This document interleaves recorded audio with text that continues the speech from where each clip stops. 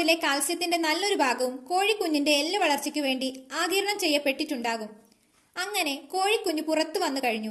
പക്ഷേ നമ്മുടെ ചോദ്യം നിലനിൽക്കുന്നു, കോഴിയോ മുട്ടയോ ആദ്യം ഉണ്ടായത്? ഇതിനുത്തരം രണ്ടുമല്ല എന്നാണ്. അതെങ്ങനെ? ഭൂമുഖത്ത് ഇന്നു കാണുന്ന സർവ്വജീവജാലങ്ങളും പ്രകൃതിദത്തമായി പരിണമിച്ചുണ്ടായിട്ടുള്ളതാണ്. ദശലക്ഷക്കണക്കിന് വർഷങ്ങളിലൂടെയാണ് ഈ പരിണാമ പ്രക്രിയ നടന്നിട്ടുള്ളത്. ഈ പരിണാമ ചക്രത്തിൽ പല സ്പീഷീസുകളും ഭൂമുഖത്തു നിന്ന് അപ്രത്യക്ഷമായി കഴിഞ്ഞു. ഇങ്ങനെ അപ്രത്യക്ഷമായി കഴിഞ്ഞ ചരിത്രാതീതമായ ഏതോ ജീവിവർഗത്തിന്റെ വളരെ വിദൂരമായ അനന്തര തലമുറക്കാരാണ് കോഴികളുടെ വർഗം.